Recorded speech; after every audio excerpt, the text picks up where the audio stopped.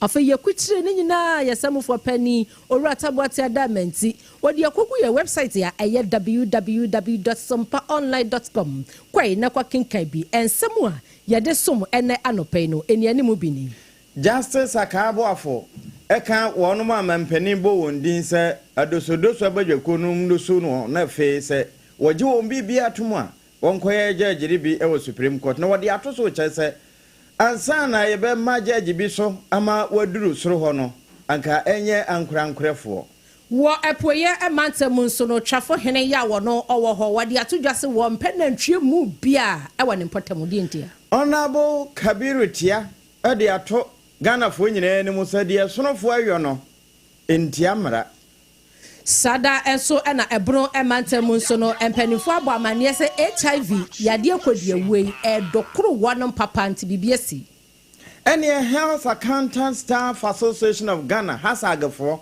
wonom nso kasa se Fair Wages and Salary Commission mo nhia won a ombe mo hu se bibi ede ya bedu Yebetwapo akopiemo US memu asabram no kasa nkofo bi nso ama hom ne so se obi a yakye no eye Momad Kali wanum sesese ni de efiri Donald Trump so ene yakye ni nti wanum tinto so kokko ene ni nuanom na yaboaboa no se nana koyojesi na watwi ewieye weekends Saturday no nsiabre mu kase yebo ye da yen ho ne ye de ne brodo ntwo ni nyina atroa Abena bedu adepa kofi ni medene mene triple man ejapia apamdada alaji abobare siateka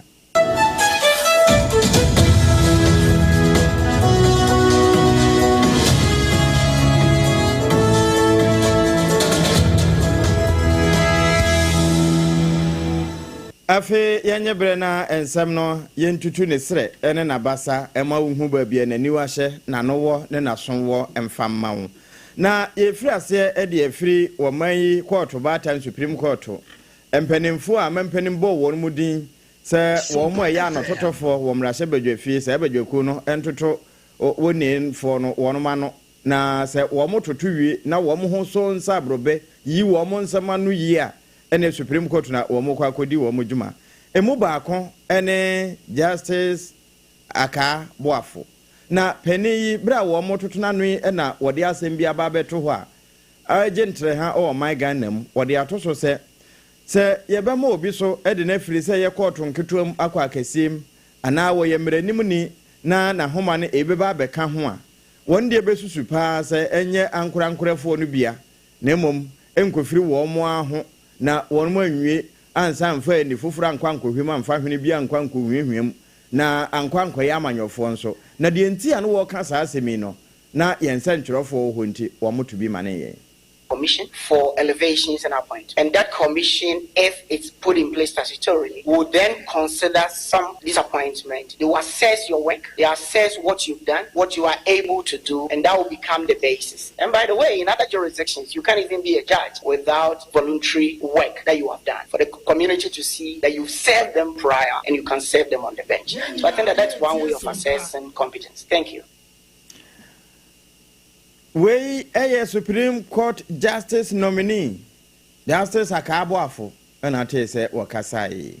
Openi kasa wa hakane no na wono ani mrahye bedwani a wosoma de hye a wonom ewo Asen Central na ono na 2024 so wogina mu senka MPP amanyuko no wo mfa ne nya frankatuni so amfan amfaba no onanyafo Kennedy ohene akompreko Japan na meka na asemi wakokopie mu ewo tesco na no KNUST ene adesuafo a wonom eho atwetwe nkomo na ne nsanka yemu no ene wo ka kire adesuafo a wanum agentete ewo KNUST na afei ento aso sukuru sukuru ahodo a ewo Ghana nyina MPP kuo emma ka kire gwam se we die woso okura ne nsam akura ne akyekede MPP amanyoko no mfinhia besen wotwe a wanum ebedi wo mayi so no kamia yese wamo ne test konfo wamo ne wamo ani ne yie kura enti wanum srada wo gina MPP amanyoko nyina anemu na wapa adesuafo yi akyɛ wɔnom ɛfa nkyɛ sɛdeɛ mpani sɛ afa ne afa ɛnka ɛnkyerɛ sɛ abɔntensofoɔ ɛmɛfa nkɔdi nti nyankopɔn ayɛ adom a 2026 ɛnkyɛ ɛbɛbɛ sisi a na wɔnom nyinaa ayɛ pempen so anankorɔ sɛdeɛ ɛbɛyɛ a wɔn bɛtumi asan kutire aba yi anaasɛ ɛyɛ akonnwa yi afiri NDC amanyɔkuo ntamu bio na ɛbrɛ wɔne Tescon adesuafo a wɔnom KNUST ɛtwetwe nkɔmmɔ no sompa kaseɛ ɛtwe bi gu homa so sei ɛnɛteɛ. When MPP is in opposition, they pay attention to Tescon. When they are in power and they invite the ministers, even those who were Tescon members, they don't show up. So I don't blame the lady saying that they should be done often when they invite us to honor the invitation. I do. Unfortunately, the Tescon also played a role for not inviting patrons and only look at positions, those who are ministers. Because I've never been a minister, when MPP is in power, the Tescon guys, they don't invite me. Ebra onyanyafo Kennedy wahene akompreko Japan enkane no asen central mra hyebedwani eno no 2024 okope osenka MPP fo amfa ne mbra no ma flag bearer enso wo so wantena chen kakra nse bedru ne so wakasa wie ye kire no na openikase a wogina mu ema Tesco na wonam ewo KNUST owura bright kwaten enso ekasa ya wogire mu se wo mo adesuafo a wonam ewo suapon ahodo mu Ghana ha se enkanka KNUST fo yi wo mo de wo so mo gina mu sa belaba MPP amanyukuo no se de ensuo bebo awia bebo enframaja mpentrudu befa wanam se tetel wamo da so a ekoma entini se opaniya ba no obepa chewa won be gye bibia amaka no wanam akon akwo monim okodene na wanam beko. This gathering marks not just another item on our calendar, but a significant moment of reflection, rejuvenation, and strategic reawakening for all of us who are committed to the ideals of the new patriotic party. As we gather here today, I am reminded that our resolve to build, empower, and preserve our ideological stronghold on campus remains unshaken, even in opposition. Ladies and gentlemen, despite the current political climate, Tescon Kumasi Technical University continues to make impressive strides with the limited resources we have. Openi okasa ye OPM ewo KNUST a Tescon mechre MPP amanyukuo no ema wadom agent tete ewo suapon nim omopani a wada wano owura bright kwaten ene ono so ede ensam to so se emfa ho se wanom ewo opposition wo moda so agina mu no obekokodene ede ama MPP amanyukuo no omatumi age akonwa no ebio ene wosono kokoro kwa amanyoko wonom aboboa no a na yeda so gine sanse wo mo na aya abofo sesi a wo mo nam eho apaso na mrasha badwani a wogina ma adehye wo walwale Dr. Mohammed Tia Kabiru ena wono nso ehura gine mu bia wo kasai wode atoso kyese sede ene nanne na momframam ebinim okọ anyina wo mo kodwa ti wo mo nwuma mu a na wo mo de sono mba no ho nsem ene si ho a wo no mo ebie no wode to so a kyese obi bia a ehye ne tirim ana huhu enam se owura Justin Kodua Frempon enhyehye a wo swane ama aba abonten na wabebo ho ama ne se nyame de kyɛn ya afrofra ebesi mu bosumi edi kan de to so daduasa baako opepon da no wo no bɛkɔ akɔto aba ayi wo mo mpanimfo ayi frankakurafo no ebinom o kase aye ntem dodo na eba ne saa kura ya de ombeyi no ombewie timi anya no ho nsam saa enuru se yenkɔto aba na ne ho kura bon Ghanafo ene wo se no kura bi enim na ne obɛkase wo mo mra ne nkyia ma no nso wo mo kwati no woni no wonim sonoma na wonim wo mo nhyehyɛ na yewura Dr. Tia Kabiru wo kasa no yenso ye fa bi. If you make such an allegation or accusation without pointing to one specific road that has been bent, I'm saying that the top down was a decision taken at NEC by John Ntimfojo, not even one single member. In fact, with the exception of one, that is the treasurer. About 99% of the members supported it. So who is bending rule? Are you then saying that the NEC, which is the composition of a body, which is cut across everyone, in fact, including some of the aspirants who were there, Are they telling me that when they moved the motion, they were against it? No, you cannot sit down and a decision taken, then you then come out and you are crying foul. Every single member, as the exception of one, and that's what it says, like 99.9999% said they were in favor of early Congress and they were in favor of the presidential primaries coming first. Okay, there were other people who were still thinking that, well, looking at time, we can also do polling station or executive elections and come and do presidential elections because we are mindful of the time. We are mindful of the constitutional time. And sometimes you realize some people give a different date. It was like December, and some said January, because they were all looking at the timing. Because if you get the time wrong, you will be breaking the constitution. So no person bent any rule to favor Dr. Mahmoud Bawumia. Dr. Tia Kabiru, wale mrashe bedweni na wayasonoba na ate se wono nso edi bia toso we wone sompa nsa ntwerofo ene di nkomo e sompa kase ebodemo ebese nansa eni na yenya nantie se MPP amanyokuo no wono mrashe bedwafo a wonom ewo mrashe bedwafie wo ha mu nchichemu bese ebupan aduosia ene akire na wonom nyina ye pempensu anankro ekopie mu ewo Dr. Alhaji Mahmoud Bawumia wopani akane no na ono oye ye mampanini abedi akire a wosanso egina mutu frank ama MPP amanyuko afimpi no ene aduono enan no na wonom ekoye ekohia no office na womo ne twetwe nkomo no mo si se ye kaka ye ni ehwempanimfo a wonom ewo kuo yi mu a woni panini a 2026 ye sanso ede baton no ema wo a wobetumi ede MPP amanyuko ede yakọ akwakodubo hyasase no so na waso Ghana fo mu se de ebe ya bibia ebekọ yi na sese no opani kase akane no no woye achem asante achem not mrashe bedwani eye ononyamfo kubi apia andi apia kubi wakasa wachire mu se wo mu de se de enipa bese aduosia ne akira wo mu nyina free MPP amanyuko mu eye mrashe bedwafo ekopie mu ewo Dr. Alhaji Mahmoud Bawumia kache no enkyere se Dr. Brian Champon a watwe ne tie asa wono so ababa pre 2026 so wono ene betu frank ama amanyuko no a wono eye ononyamfo andi apia kubi ena eye ntamgyinani ede ama no ebebu wa bam wase emu wona bam da wa muntimi ntake ma me akutuba wase nansan MMDC is bebre nanso ene kopie mu ewo nonyamfo Kennedy wo hene akompra kwa Japan akache ene ni kwadi nsa wo so na wo kire mu a wase ni nyina na mu wo mabamu wo mu a wo maye wo madwene sei Dr. Brian Champon wono ena wo mo de ne kosa 2026 no wo mu gusuwa egina mu enti de obi ya beye bia emo wo no hu ni nsam eni the big in fact yeah, consultation gusuye in fact ye baby I be kwa ede 24 kasa enti obia wo the strategy na I can assure you say you are Champo and launch campaign na yes they said we move by issue because be nomination Ghana for campaign be a committee na be say se na ba dia obia nye bidia any na chese rusumbetenka na omo kwisia kene Japan no kire ina kire se omo vote for Kenya Japan na omo support no omo kwisia Kenya Japan maybe so about different camps they move no openi bia to the frewa obako enti wudi sanu yese and enti omo support big mistake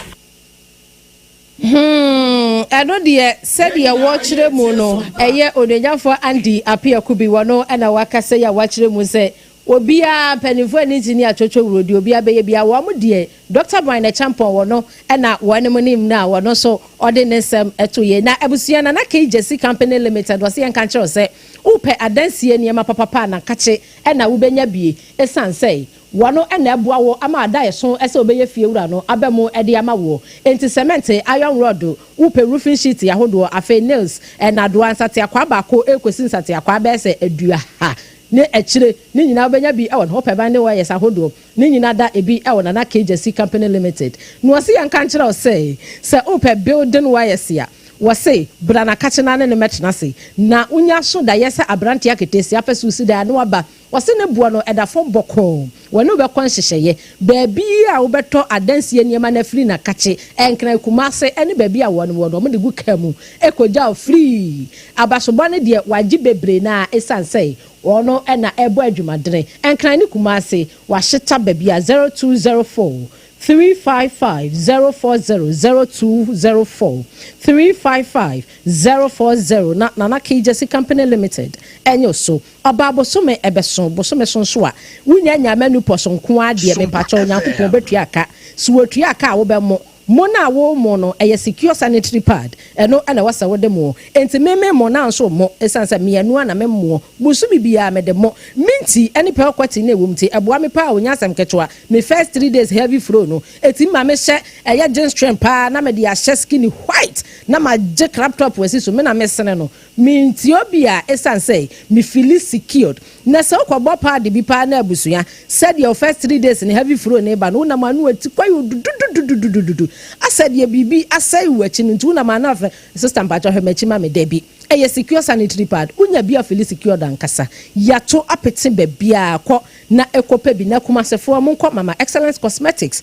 0243 862 158 0243 862 158 Edu PZ kwada so estate taxi station ho ubehu eye mama excellence cosmetics na waje secure sanitary pad no ebi endpoint homeopathy clinic wasi en kanchons wanu na di homeopathy ehase esa yade ewo Ghana hase yi asesei ebinim ehia yayi enso ntimi ntake ma me akutuba yen yedi tu yade se hum eye endpoint homeopathy clinic wasi en kanchros se akra hase no or shell signboard Spinters Quantum pon enoso na ubehu yayi kumase nso chronom aboahia afi mantam dunsia ni nyinada no endpoint homeopathy one so mo bebia infertility awono mahwa emma bema prostate hun sense mentwen ma cancer metom ya menkancho so wanya prostate cancer entwen me large ne akacho so wanya prostate enlargement premature de bia wonko a wodi bu ani ni na wuje mu bema eyesa wo hama no eya no wakọ endpoint ni aboa wo kidney hun sensam liver hun sensam ye betu ase de amawo na wose infection no se adokoro se de somro adokoro kraman ko endpoint na onom emoa wo 0244 867 068 and 0274 234 321 na endpoint homeopathy wanom so enyo so na wanom emoa wo wamadamenti ye twa ye hu tew na yabasisia ye wi a yako ensam fufuru Kweku minim sawaye she me kraman nane na so ebony show ho embaso mane hon sepeno Ebony Condoms comes in different flavors and available in all pharmacies, chemical shops, over-the-counter shops, and pubs. For bulk purchases, contact 055-230-0075. Ebony Condoms, Ghana's most pleasurable condoms. Make it worth it. We got peppermint, strawberry, vanilla, chocolate. We got peppermint, strawberry, vanilla, chocolate. It only the view is a condom. The condom only and then it's not on, but the double does got as a condom. Endpoint homeopathy clinic. Ghana had the obi enim sesa ye prostate. Na baby omutimi ye screening ema hu ni ye etu asia. Na ye endpoint homeopathy clinic. Anase ye kidney, ye liver problem. Ho fa baby ena adjujo. Na de friend premature ejaculation no a ba ma bi a wo ne wodofo akwakwahia. Asa wo di ne ho agro. Asa wo tonte. Ene ye bra endpoint homeopathy clinic na ye moa wo. Ema ne mema mo pa wo. Ye endpoint homeopathy clinic. Wo mo demufo. Yare bia infections bi ne wo ho. Anase bia wo hwa wo fa baby na adjujo kidney problem prostate de endpoint homeopathy clinic kuma se ubehu endpoint homeopathy clinic ewo kronoma bohia ena akra hanso so de wo mu ginamu ankasa ewo Spinters bebre friend share signboard no huduro na ubusasa wo pe endpoint homeopathy clinic obia ebechiro for endpoint ewo 0244867068 and 0274234321 endpoint homeopathy clinic wo mu demufo medo edura no pa wutimi to wo boase etwitwiwusi o ado na so ni se me de yas toothpaste and the brush and the twitwi mesima menya homka senti na ye bokoi na me die me all time favorite Yas herbal toothpaste and the brush aboa me ama sesei menum nso a enwunu anasa de ehia me selfim me biem na wo hwɛ sɛ me se aye fita sɛ srecha homa na et brightens Yas whitening toothpaste and the brush and me di hwimse enti na wo se efei na Yas total care gel toothpaste and the brush ne de ebo wo se ho ban demu ne nyina ema wonum ye sham. Oh yes, enu krotrodo Yas herbal Yas whitening any Yas total care gel toothpaste and the brush abusuan chamfa se wo pedudu tu e won kran ha for Leicester Ghana Limited and was 050-161-9588 Leicester Ghana Limited and the Yas toothpaste mo ahodo and the brush abadwa so ababoye.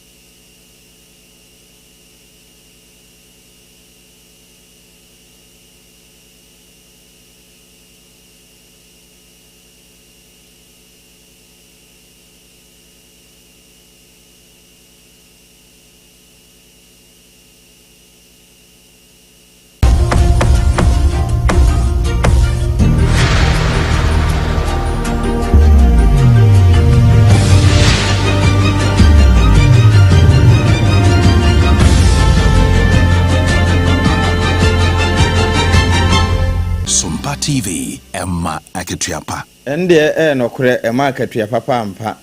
na yede wasenso esamo akwaba se watwen ma memfo nwura pomodemu na House Accounting Staff Association of Ghana wo na efre wo hasag no hasag fo nso atworo bibi na wo makeka wo ho opusu nyaka e de akere Fair Wages and Salary Commission eno wo no mo kire won se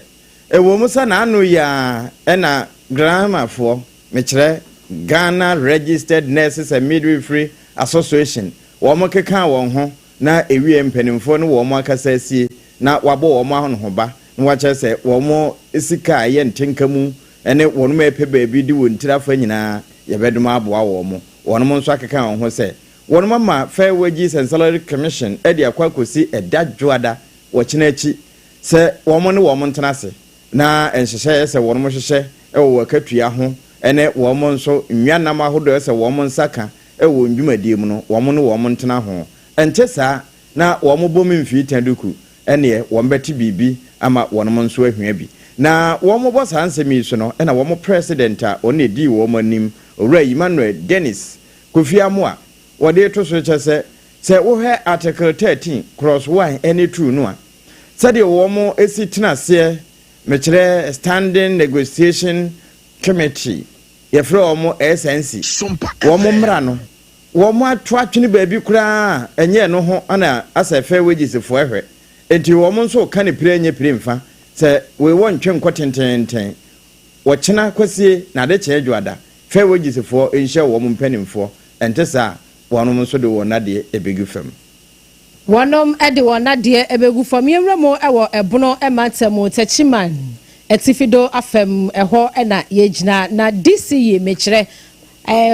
aban krosini no bedwa ekrachi ena wakasai onuanyamfo Adom Kwabena Johnson na nensem kanyemu nyina edense na sen upiemu ewaso ye a wonom ena wo mo hwe apomodene ho nsem a wonom adwumakuo no efa no no ewo eye Techima North Mpotam wonom a womo di abeto montene sei adehia wonom ewo Techima North ne Mpotam no ekamia se na nsen HIV kodiewuo yade yi ekamia yese adehia na bi na naja wonom nso akwatitibie na opani akasa akirechiremu ekwan a wonom efa so eye hwehwemu ene nkakra health directorate ya wonom ewo at western ene afei eastern wonom nyina wom keka wom die ebomu a na no wom di betu dwa no wono so upiemu ewo bunu epoye emantamu a wono so de ne die aba wo se Techima North nso wonom so ede no akosoro yie pa wane sompa kase etwechiremu ekwan a wonom fa so a wonom so health directorate wom ye wom hwehwemu ede baye owura Kwabena Johnson ensem eni Oba Techima North for her statistics na if helpful for her eba through my district desk officer hono nyade a eye anika kra you will break down ewo communities by communities bi kra wa utidi no hu se anyare wa we nipa dodo a omo so omo a utimu se ade a ewo se nyina ye soro wa na yitu ho anamo kame say campaign no awu nti am share da de ho assemble general assembly because general assembly no comprise assembly members of various electoral areas to omko a ombekọ asori ombekọ yase ombekọ community deba program bia no various information centers no no so afasa kwanya so no mo de abo da wuro ni bi e de amaye ko kame say HIV AIDS ye mo so krampo bi nti ya nya sanso a eno so be di enya say yenya population a omoye healthier intime moama mpuntu na yehwehwe ne because if you are not healthy you cannot be productive.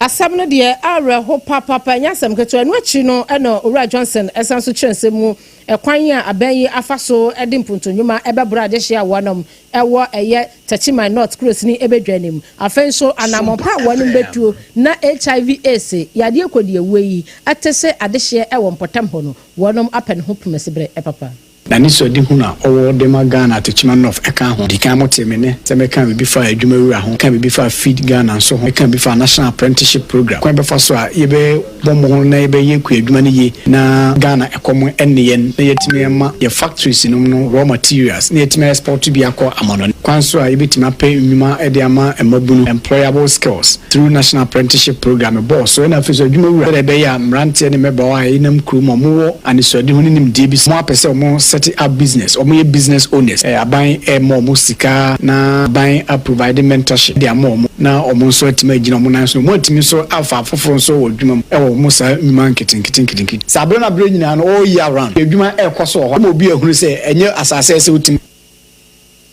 Onyanyafo Adom Kwabena Johnson wono ene krosini bedwa krache ya wosoma de hye wonom ewo Tachiman North ewo ebono epoye ematamo ene wakasa no di HIV AIDS ne die sense no wan mo wa Tachiman North di adokuru wonu mu o USA di vuan wo so yase ne di no eba ga grand grace ya bia mu mabiu enti no uyo abaya be mo anaso ya ketesia na se wa sole no wanda na dia wo se pew ena abepepe a ya die ubetiti ni bebre pa wotiti nso ahwe ya na do konse do enti Tachiman fo nso dia Tachiman North fo nso dia this yi akire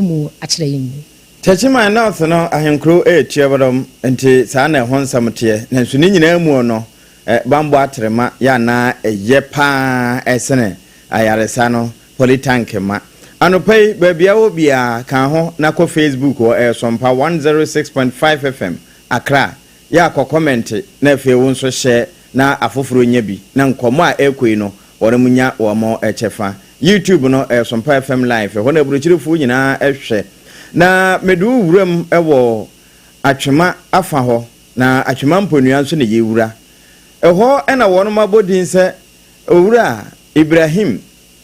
wono ena mampani bo ne din se womeye aban krache enam so ama na ano kurebinim so wo makonfirm no ena wo de flyers ne nam ye honorable MC you are welcome enom ne ho ade this is what the grassroots want ene wo makeka bi pa na eno ena grassroots members of NDC Atwema Mponua constituency e wasante mantemu wono mo se flyer bi ne nam sa na amanfo ehye a munya hye na mo mehye SOMPA news esanse de wo mo ka bi anya no kore na de ntia wo ka sa ne se enya de a sa pani no kura wono na mampani aboni din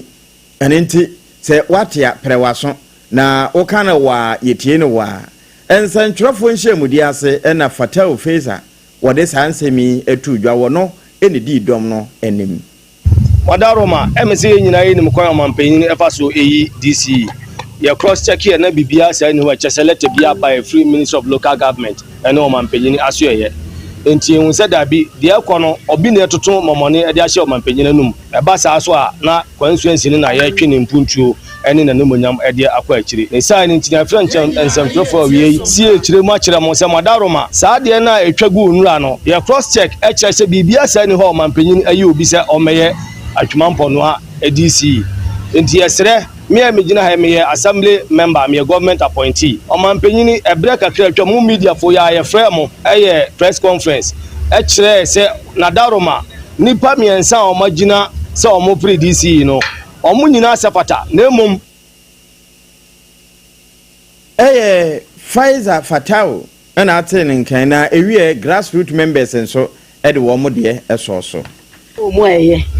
uyo ba free monye yi emema mienu obaba kwa kansi o mampanyina me ate asese na mamum opema 30%. Timi jiri sa atwuma mpono na daroma o ma bisu yeso a enka yenso ebe ye de so oboabo ma ni nyina no wobo amana no ma mu atwuma mpono ha market to market me se me no market to market house to house campaign be bia ye ne ne koye. In fact ahombrase any abadaya wo wonti ana yesre his excellency John Dramani Mahama say no ka say wode emma beba no yenso ye de saade no airtime na chi sere be ya na mamu no ekọ ne sei no ebi be ba beka ho ama na ayefe na ayede na atwumampo no a yafa yanto mapa afira we grassroots for nsensane hini wo mo ewo kine amanyoko num na ate se wono mo ekasei wo obi amaiso no sabre ya me no kasa die US judge na wakasa wachire mu se Palestine ni ya na wono why activist owura Mahmoud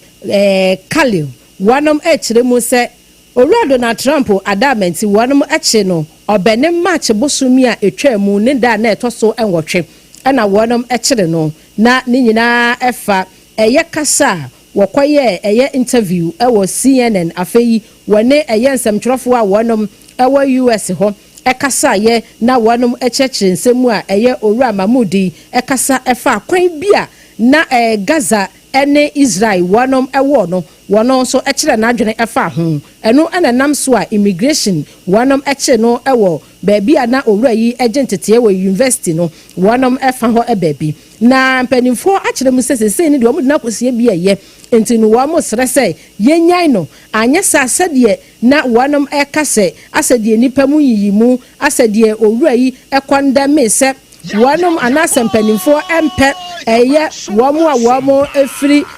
we juwifo womo empe wonom asem no ekame se akwakwa ye adwuma pa enti nsese ni de US judge eni mpanimfo bie na wonom ekasa yi a womo akire mu se abranti a wonom ekwache no ewo Columbia University ho no wonom enya no braso se wonom de na kwakosie bia eye eno so nsem a efiri woba ne yenyina yeso na no sia bremu kase a yede esomu yembu ni komu sei epeyi aseda enko ema na KJC Company Limited wono ene ensiachia ba wo so yimu ene anopai wo se adansie niema papapa efie ene ho be ma wonsinso mu ansa no ham ena do apply wus ahodo ope building wires ahodo cement ahodo iron rod ene roofing sheet ni nyina benya bi enko beta no edoso kumasen kran matam dunsia nyina ye wo ba bia 0204 355-040 na yaje so secure sanitary pardon so obabo so me so abemmo media me no mienu ye mu a onto wo mo na memo eye secure wase pia kwate no any minti na ewomniti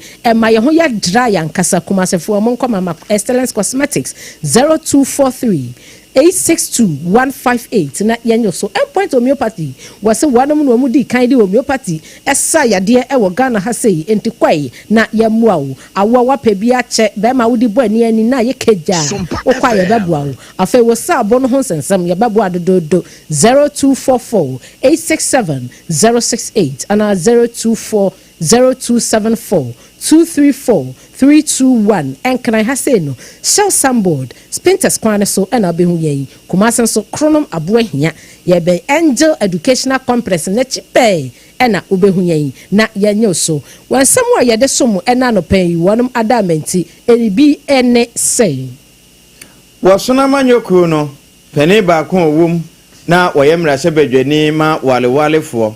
Dr. Kabiru edi atoso se obi bia obeka se wo momra ne nchiama wo mama na free ho no nokure bi anim Onyanyafo Kennedy wahene akompre ko Japan se wanmo epatescom manyina chaw se MPP amanyuku efihia nwotwe wani wo mani ni yi sada ena hasagefo mechire Health Accounting Staff Association of Ghana wonum se Fair Wages Salary Commission wo munhia wo modwoada enye saa wo mso beti atua this year wono owatachi my not wakasa akire mu so nyamfo Adom Kwabena Johnson wasi HIV yade kodi ewei tachi my not asankra pa a wono mo hwese entity pa a wɔn bɛbɔ ho dawuro yie sɛdeɛ ɛbɛyɛ adehyeɛ no ɛso bɛtwe wɔn ho afiri wɔn ɛnsɛ pii ɛka yɛn nim ho ɛna ɛna nɔpɛ yi ɛnuanu bɛnu yɛsi adwa yɛde ɛsom wɔ hyɛ no so sɛ nsɛm yi atwa ne ho afiri SOMPA 106.5 FM a ɛgye ne ho sɛkyerɛmena ɛwɔ Santemantam mu ɛyɛ SOMPA 93.1 Kumasi Ayiko FM ɛyɛ 100.9 Kumasi Korona Adamfopo Radio ɛso ebutu Paris France abrochememu a wɔn mu so nsɛm mu ɛto petenye sakwa ɛyɛ SOMPA 101.1 sakwa de yɛ SOMPA 103.3 afei tachiman ɛyɛ SOMPA 106.1 sunyane so yɛ SOMPA 98.9 Nkranza yɛ SOMPA 90.7 Domahin kuro so yɛ SOMPA 101.3 udi koda no so wote yɛn ka firi hɔ Facebook no so ɛyɛ SOMPA 106.5 FM Accra yɛdase ɛsɛ obɛhwɛ hɔ YouTube fo nyina so yɛtwa mpose www.sompaonline.com yɛsɛ yɛ website ya yɛsɛmu fo pɛni owurata boate adabenti wakutire ni nyina potokasa mu brofo de akoguo no kwai na kwa kenkan bi abena badu adepa kofi ni medene mene triple a mine eja